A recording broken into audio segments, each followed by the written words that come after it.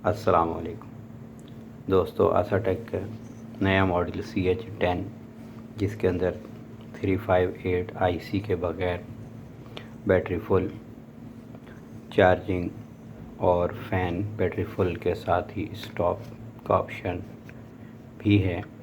और ये पिछले 3 साल से इस पे काम हो रहा था कि बगैर 358 के 100% एक्यूरेसी के साथ ये ऑप्शन जो है हो जाए। तो काफ़ी लोग इस पे काम कर रहे हैं। अपने चाइनीज़ चार्जर में भी देखा होगा कि उसके अंदर भी जो है अगर बैटरी फुल का ऑप्शन होता है तो उसके साथ फ़ैन स्टॉप नहीं होता, जिनमें आगे IC नहीं होती। और अगर फ़ैन स्टॉप हो तो उसके अंदर 358 या कोई भी उससे मिलती जुलती IC लगाई हुई होती है। तो हमने वो सारी चीज़ें ख़त्म करके 358 भी और शंट भी दोनों चीज़ें ख़त्म करके इसके अंदर फ़ैन भी स्टॉप करवाया है और बैटरी फुल का ऑप्शन भी दिया है।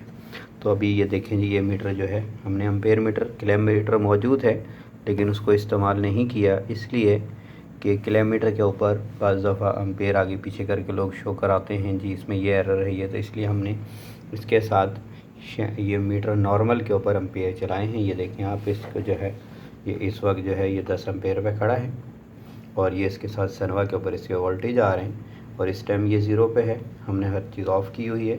बैटरी पे हल्का सा लोड चल रहा है क्योंकि यहाँ काफ़ी टाइम के बाद आए हैं लैब में। कोरोना की वजह से जो है अब पता है कि मार्केट काफ़ी बंद थी, काफ़ी चीज़ें।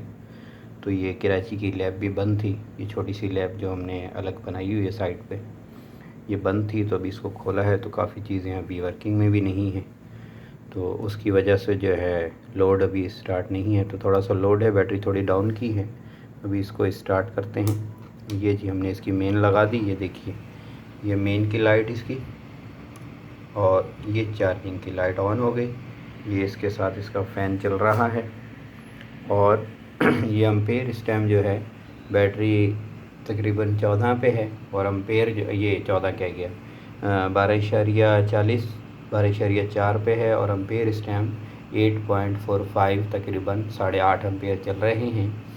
ये 10 एम्पेयर की किट है, तकरीबन 9.5 एम्पेयर इस पर खोलते हैं, 10 पूरे नहीं खोलते क्योंकि ये कस्टमर की रिक्वायरमेंट है। जो लोग 10 एम्पेयर का चार्जर लेते हैं ये थोड़े से एम्पेयर कम रखा करें। तो इस वक्त जो है थोड़े से एम्पेयर कम आ रहे हैं। उसकी वजह ये है कि ये तारें बहुत पतली लगी हुई हैं मीटर की और लेंथ भी तार की ज़्यादा है, तो इसलिए ये एम्पेयर कम शो कर रहा है। और बैटरी भी क्योंकि प्रॉपर नहीं है, आगे लोड भी नहीं है, तो एम्पेयरों को जो है फिर किसी टाइम दूसरी वीडियो में प्रॉपर चेक करा देंगे। और इस वक्त इसके अंदर जो चेक कराना मकसूद है वो ये है कि ये बैटरी फुल जो है प्रॉपर करता है और फ़ैन को भी स्टॉप करता है। और इसमें आप देखें कि ये 358 नहीं है और इसका ये जो 431 वाला हिस्सा है, ये देखिए ये वेरिएबल, इसके साथ ये 4 रेजिस्टेंस है, 1 2, ये ट्रांजिस्टर 3 और ये 4, और ये 2 एक कैपेसिटर ये और एक ये 2 कैपेसिटर। ये कैपेसिटर जो है प्लस माइनस में है, इसका इससे कोई ताल्लुक़ नहीं है। ये कैपेसिटर इसके प्लस माइनस के साथ नॉइज़ के लिए लगाया गया है, इसको आप हटा भी देंगे तो इससे इसका कोई ताल्लुक़ नहीं है। इसका सिर्फ एक कैपेसिटर है ये, और ये दोनों ग्राउंड इनपुट और आउटपुट के ग्राउंड पे लगा हुआ है, इसका भी इससे कोई वास्ता नहीं है। सिर्फ एक ये कैपेसिटर, एक TL 431, 2 रेजिस्टेंस हैं इसकी, और एक रेजिस्टेंस 1 के PC की और एक 1 के PC की, दोनों पिन नंबर 1 और 2 के ऊपर लोड मैनेज करने के लिए। तो ये 4 रेजिस्टेंस हैं और एक TL 431। ये टोटली इसकी आउटपुट के ऊपर 4 कंपोनेंट हैं, जिसकी वजह से आपको रिपेयरिंग में इंशाल्लाह परेशानी नहीं होगी। जैसे पुराने मॉडल इजीली रिपेयर हो जाते थे कि आप इस सेक्शन को रिपेयर करें, इस सेक्शन में आपको कभी प्रॉब्लम नहीं आएगी। आपको कोई प्रॉब्लम आए भी तो आप सिर्फ ये एक ट्रांजिस्टर निकालेंगे जिसका TL 431 है। इसका काम है इसको फीडबैक देना, और इस फीडबैक से जो है ये IC ऑपरेट होती है। तो इस वक्त किट ऑन है, इसलिए मैं थोड़ा सा एहतियात से स्क्रू ड्राइवर इस्तेमाल कर रहा हूँ। तो ये आप देखें कि ये जो है इससे इसको ये ऑपरेट कर रहा है। तो ये सिर्फ ये है, आपने इस रेजिस्टेंस का कोई काम नहीं है, फीडबैक पे सिर्फ 431 का काम है, जिसने इसको बताना है कि बैटरी किस पोजीशन में है। तो आप 400 खैर फॉल्ट आए तो आपको सिर्फ 431 चेंज करना है और कुछ नहीं है। और ये फ़ैन का के जैसे ट्रांजिस्टर उसमें इस्तेमाल हुआ था वैसे इसमें इस्तेमाल हुआ है। इस ट्रांजिस्टर को ये रेजिस्टेंस ऑपरेट करा रही है, इसके पीछे सिंपल ही एक रेजिस्टेंस है, ये PC से ऑपरेट हो रहा है।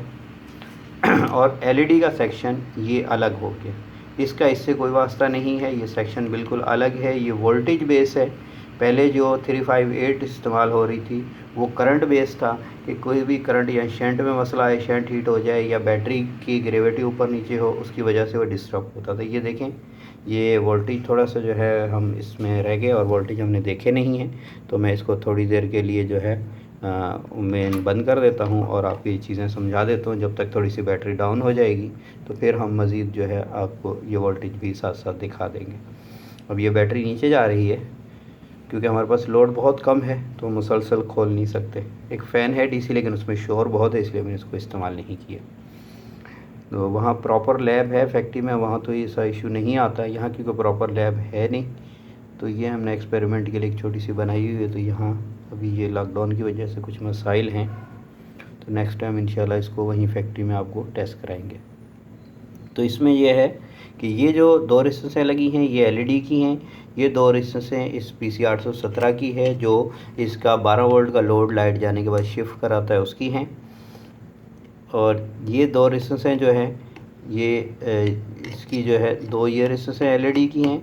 एक ट्रांजिस्टर ये लगा है जो लाइट आने के बाद इसको रेफरेंस देता है कि जी फ़ैन को चलना है, कि अगर वो लाइट आने के बाद अगर लाइट नहीं होगी तो फ़ैन ऑन नहीं होगा। जैसे अभी आप देखें चार्जिंग नीचे आ चुकी है, लेकिन सारी एलईडियाँ हर चीज़ बंद है। और उसके बाद जब ये ट्रांजिस्टर इसको सिग्नल देगा कि जी लाइट आ गई है, अब ये जो है 431 काम करना शुरू करेगा। इस 431 के साथ ये पीसी अटैच है, ये 431 इस पीसी को सिग्नल देता है। इसी से जो है ये एलईडियाँ जा रही हैं। एलईडी के कनेक्शन बिल्कुल सिंपल हैं।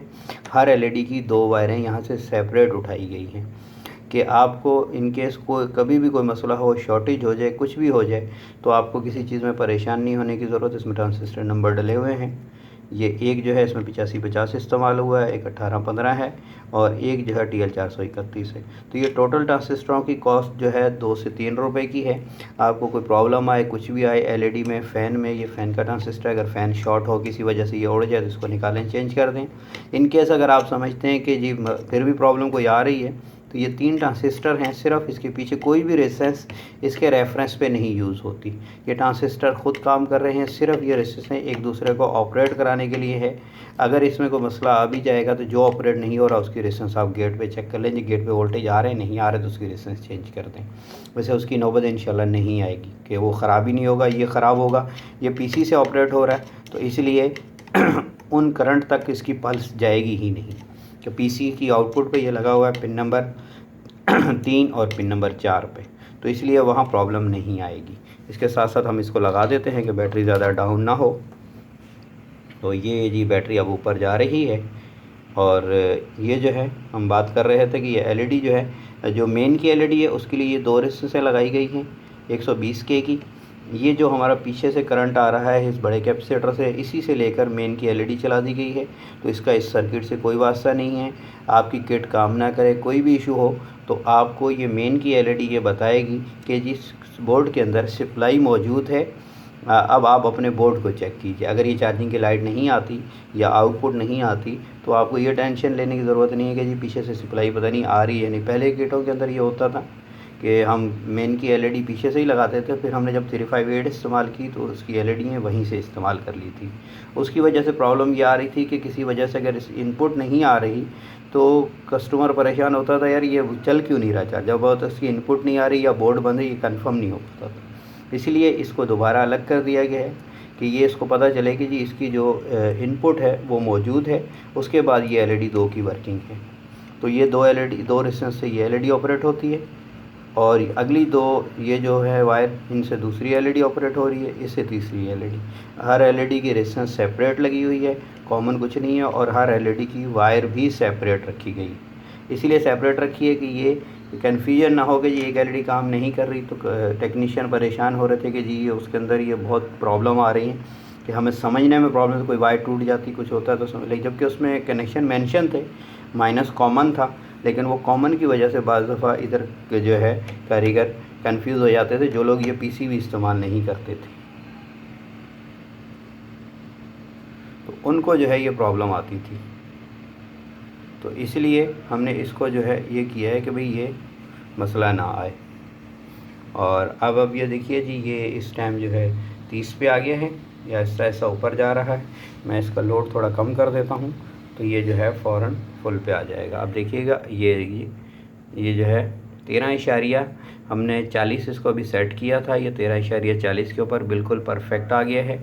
आप इसको जहाँ चाहें इसको सेट कर सकते हैं। इसकी सेटिंग के लिए ये रेजिस्टेंस लगी हुई है 120 के, ये 120 के जो है आप इसकी चेंज कर सकते हैं।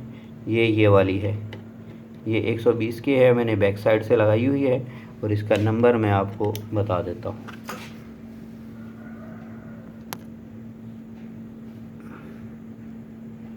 R21 इसका नंबर है।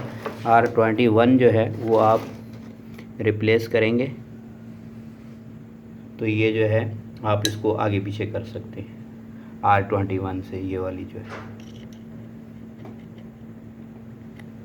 यहाँ पे क्योंकि रोशनी का प्रॉपर इंतज़ाम नहीं है तो थोड़े बहुत मसाइल हैं, तो इंशाल्लाह ये नेक्स्ट टाइम इसको हल कर लेंगे। Thank you for watching.